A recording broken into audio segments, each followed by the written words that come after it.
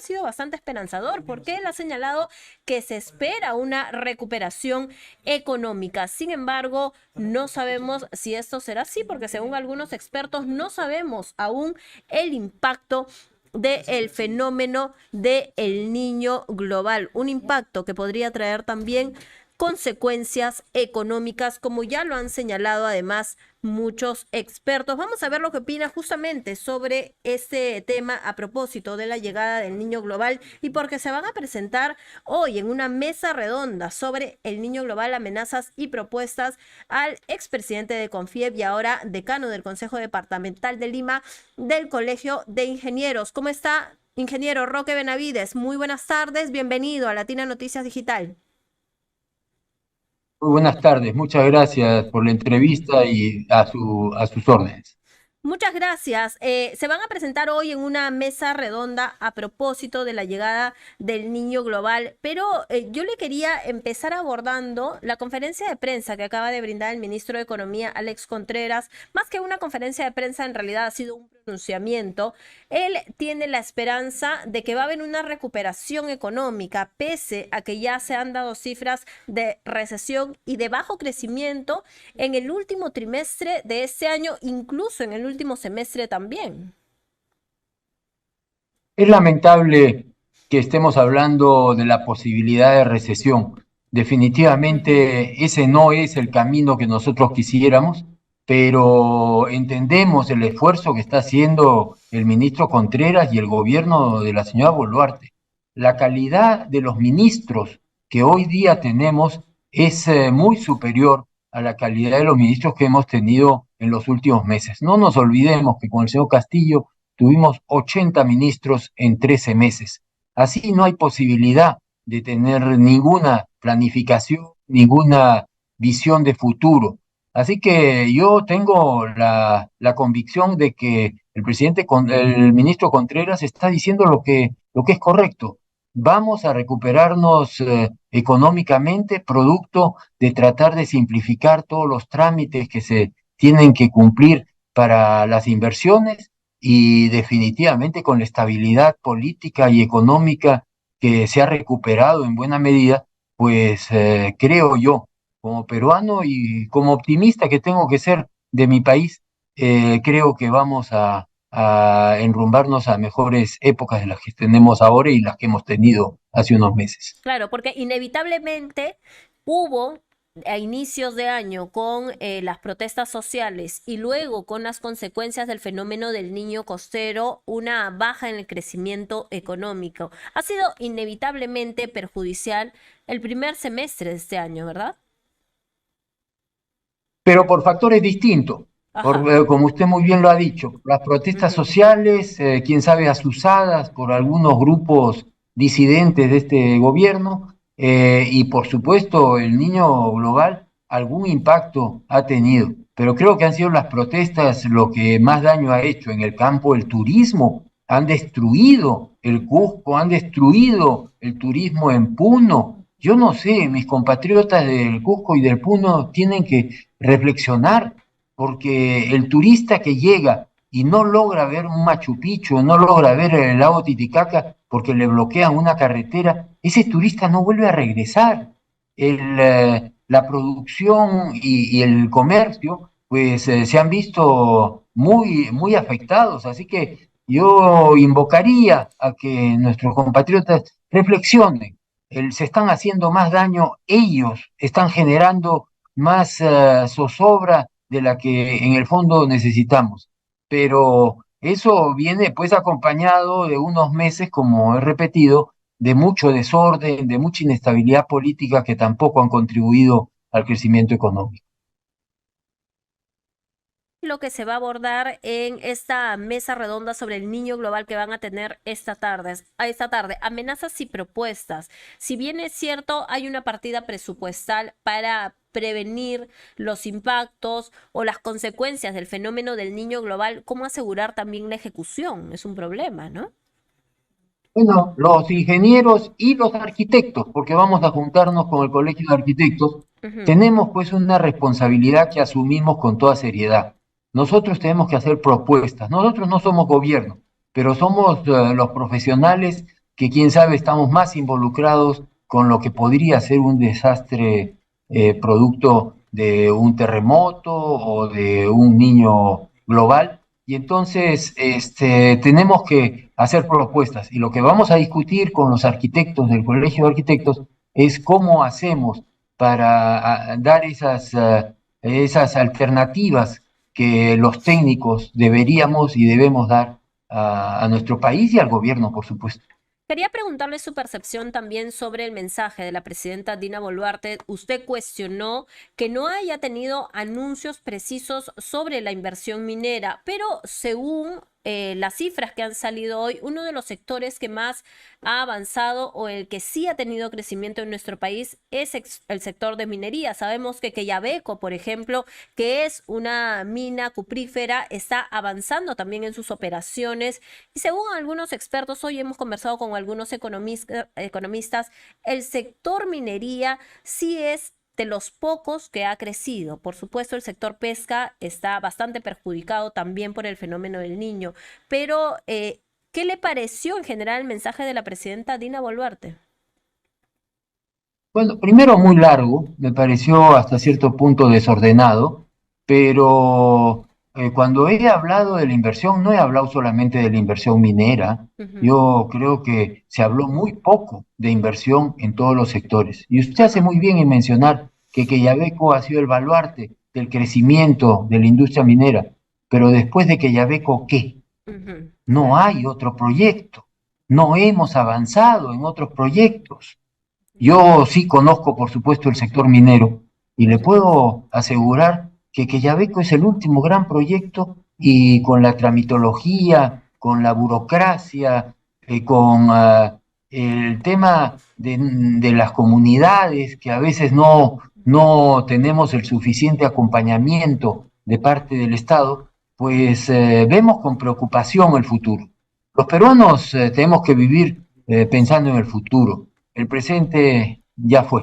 Y es evidente que enhorabuena tenemos una base de producción importante de cobre, de oro, de plata, pero podríamos estar haciendo mucho, mucho más. Recordemos que Chile produce 6 millones de toneladas de cobre y el Perú, con Quellaveco, estamos produciendo 2,7 millones de toneladas de cobre, teniendo más potencial el Perú, más potencial geológico. Así que no nos conformemos con lo que hemos tenido de Quellaveco, miremos hacia el futuro Ujú. y mi intención no es de crítica al gobierno. Yo sé que este gobierno está todavía viviendo de los rezagos de lo que nos dejó el señor Castillo y su pandilla, ¿no? Así que creo que es loable lo que se está haciendo, pero necesitamos mucho más y necesitamos mensajes para promover la inversión. La inversión Ujú. genera crecimiento y el crecimiento genera empleo. Hoy día el problema del Perú es el empleo. Hoy día el Claro. problema del Perú es que la pobreza está aumentando y eso tiene que ver pues con la inversión. Así que ese es el mensaje que tengo a título personal Ujú. en ese caso y a título del Colegio de Ingenieros es que tenemos que prepararnos para el niño global o para el fenómeno del niño y lo que pueda suceder en nuestro país. Y en ese sentido, la contribución de los ingenieros del Perú y los arquitectos del Perú es fundamental. Ahora, ¿qué más se puede hacer para impulsar la inversión? La inversión pública, la inversión privada, la inversión minera. Como usted señala, que Yabeco es el último baluarte y luego ¿qué? ¿Qué se tendría que hacer justamente para que no se quede ahí? Para estar a los niveles de Chile también, ¿no? O por lo menos cerca, porque estamos un Fíjese, poco lejos, ¿no? El Perú sufre de varios males. Creo yo que la corrupción hay que combatirla, no cabe la menor duda, ese es uno. Ujú. El centralismo, que por supuesto frustra a mucha gente fuera de Lima, también hay que hacer un trabajo para hacer un esfuerzo por descentralizar. La informalidad, hay que combatirla. No puede ser que se continúe con el grado de informalidad. El Perú tiene 80% de informalidad, Chile tiene 40%. Por supuesto, Suecia tiene 1%, ¿no? Esas son las proporciones. y luego la inseguridad ciudadana. ¿Cómo hacemos para promover la inversión? Bueno, creo que el Estado, que es el gran ausente acompañando esa inversión, tiene que simplificar los trámites. No hay forma de que un proyecto minero tome entre 20 y 30 años en desarrollarse, 20 o 30 años. De que Yabeco se hablaba en la década de los 50 y no puede ser que recién se pone en producción. Antamina, los denuncios originales fueron puestos en 1950 y entró en producción en el 2001. Nosotros tenemos que agilizar esos procesos con el cuidado del medio ambiente, con el respeto a las comunidades, pero creciendo, contribuyendo al crecimiento económico. Mucha gente no entiende que la industria minera contribuye integrándose al resto de la economía, con la industria manufacturera, con la metal mecánica, contribuye justificando carreteras, justificando ferrocarriles, conectividad eléctrica. En el fondo, tenemos que entender que la industria minera es muy descentralizante y la minería formal, la responsable, es absolutamente formal. Así que es una actividad que creo yo deberíamos meterle un poco de punche, como dicen ahora, y eso generaría ese crecimiento que generaría empleo y que reduciría la pobreza. Señor Benavides, y ahora que ha mencionado el tema del fenómeno del niño y a propósito, además de la mesa redonda que van a tener hoy los ingenieros y los arquitectos, también desde el ámbito económico, ¿cómo asegurar una adecuada ejecución de presupuesto para prevenir consecuencias, por ejemplo?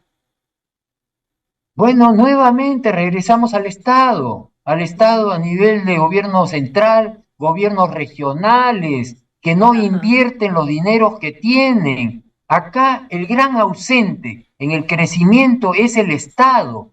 Necesitamos trabajar en que nuestro Estado, nuestros gobiernos a distintos niveles sean mucho más eficientes. La verdad es que es muy frustrante cuando una comunidad en las zonas altoandinas ve que hay una operación minera y que de repente está pagando impuestos y que hay un canon y que ellos no reciben ningún beneficio, cuando en el fondo a quien le corresponde esa redistribución del canon es a las autoridades, al Estado, que está fallando. Y en ese sentido, creo que los gobiernos tienen que preocuparse por ser mucho más eficientes. Por eso es que creo que el cambio entre el señor Castillo y la señora Boluarte es destacable, porque por lo menos hay estabilidad, mientras que con el señor Castillo era pues un desmadre que era insoportable e imposible para el crecimiento, para el desarrollo económico, para el desarrollo social, para el desarrollo del Perú.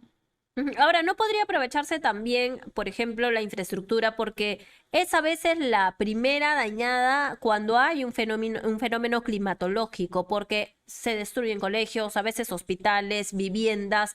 Entonces, en ese lado, el sector infraestructura podría tener por lo menos una oportunidad para tener inversión en nuestro país también. Por supuesto, pero esta es inversión pública.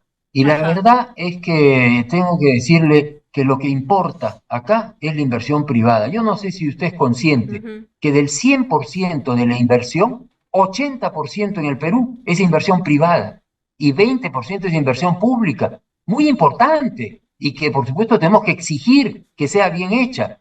Pero ese 80% de inversión privada es lo más importante en la economía. El Estado no produce nada, el Estado redistribuye. Parece que no entendiéramos. El señor Milei, que es tan folclórico en Argentina, lo dice pues con toda claridad. El Estado es parasitario al final. Lo que necesitamos es promover empresa privada, como TV Latina, como las empresas mineras, como las empresas de la micro y la pequeña empresa. Esa gente que se recursea y que hace un gran esfuerzo es la que hay que promover. El Perú es un país de emprendedores y no estoy hablando solamente de las grandes empresas. A esos emprendedores es que hay que promover y de esa manera vamos a salir adelante. Y no estoy hablando solamente de Lima, estoy hablando de Puno, de Cusco, de Cajamarca, de todo el Perú. Los peruanos somos emprendedores y lo que necesitamos es que haya estabilidad política y económica para que esa inversión se dé. Menciona el sector empresarial, usted ha sido en su momento también presidente de Confiep y definitivamente la imagen del sector empresarial se perjudicó en su momento con el caso Odebrecht, pero ahora con el caso Sada Goray, era una empresaria de la construcción que finalmente terminó corrompiendo también o terminó siendo corrompida o corrompiendo ella el Estado. Pero hay un proceso ahí de corrupción detrás. ¿Usted tiene una reflexión Por sobre ello supuesto, también? por, por supuesto, y hay que ser autocríticos. Nuestro Estado ha sido mancillado. Han sido funcionarios públicos que han aceptado esa corrupción y empresas privadas con las cuales no me identifico, porque son los menos, han cometido delitos. La justicia tiene que ocuparse de ellos, no cabe la menor duda, pero cuando estamos hablando de que en el Perú hay cientos de miles de micro y pequeños empresarios honorables, gente seria, medianas, pequeñas y grandes empresas que somos honorables, nosotros no tenemos por qué cargar con ese lastre. La verdad es que la justicia peruana tiene que ocuparse de ellos, pero por favor, me llamo Roque Benavides, yo no me llamo Sada Goraya. Ah, por supuesto, por supuesto. Era solamente solicitándole una reflexión No, pero sobre este es que tema, ¿no? Ajá. si me disculpas la generalización, y ya me han hecho esta pregunta varias veces, que Sada Goray ha manchado a todo el sector privado. No, pues, vamos por partes. Hay Ujú. mucha gente honorable, como hay mucho funcionario público honorable. No todos son sinvergüenzas. Y Por si es que supuesto. hay sinvergüenzas, la justicia peruana tiene que ocuparse de eso. Ujú. Una última consulta, señor Benavides, para ir cerrando la entrevista. Siempre conversar con usted, además, es muy interesante. ¿Sigue con intenciones políticas? ¿Estaría dispuesto a postular a la presidencia? Ahora, por ejemplo, que el APRA ha conseguido la reinscripción ante el Jurado Nacional de Elecciones. Nunca he dicho que voy a lanzarme a la presidencia de la República. Y Ujú. siempre he dicho que sí soy político. Víctor Raúl Aya Torre de Aristóteles decía que el hombre es un animal político y Víctor Raúl agregaba, y si no es político se queda en lo primero. Yo sí soy político, Ujú. sí, sí me pronuncio, yo acepto entrevistas como la tan grata entrevista que estamos teniendo con usted, porque siento que a través de los medios también comunico y también doy mi verdad. ¿Eso es hacer política? Claro que es hacer política, pero Claro. política de la buena. Yo estoy contribuyendo con el Colegio de Ingenieros, yo he contribuido con gremios empresariales, yo contribuyo con 45 años de trabajar en una empresa fundada en el Perú que trabaja en 8 regiones de nuestra patria. Claro que sí. Yo hago política, pero eso no quiere decir que yo estoy buscando un puesto público. Ujú. No se animaría a candidatear a la presidencia por el partido aprista de repente. La verdad es que si yo en algún momento entrara en política sería siguiendo los lineamientos del doctor Víctor Raúl Ayala Torre. Ese es En, el único camino que yo tendría. en el partido aprista. Sin embargo, no tengo el Víctor Raúl Ayala Torre, he dicho. No tengo la capacidad familiar para poder lanzarme a la política. Vale decir, no tengo autorización. Eso Ah, es. ok, todavía no, entonces. Si es que en algún momento lo Y usted piensa y se sabe quién anima, manda en casa. nos lo comunica. Por Y usted sabe supuesto quién que manda. sí.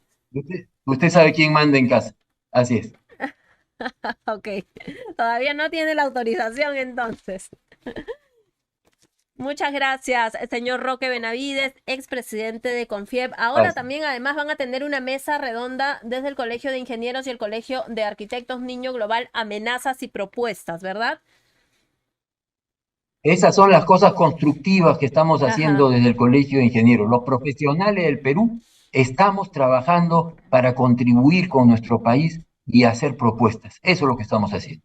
Ujú. Muchísimas gracias por darnos esta entrevista. Esperemos no sea la última oportunidad de poder conversar con usted también. Que tenga Buenas No, tardes. no, pero yo no puedo dejar de decir feliz día de Arequipa. Acá tengo la Ah, bandera detrás mío, así que feliz con día de Arequipa. razón. Muchas Gracias. gracias. Buenas tardes. Bueno. Ahí estábamos entonces con Roque Benavides, expresidente de Confiep, que ahora es decano del Consejo Departamental de Lima, del Colegio de Ingenieros, y hoy van a tener una mesa redonda sobre el niño global, amenazas y propuestas. Por supuesto, muy interesante además la autocrítica y la reflexión que hace sobre el empresariado en nuestro país, por supuesto, sobre las inversiones, impulsar proyectos mineros considera que es uno de los temas más importantes, también facilitar trámites, evitar burocracia. Ahí estaba entonces el ingeniero Roque Benavides en conversación con nosotros. Vamos a volver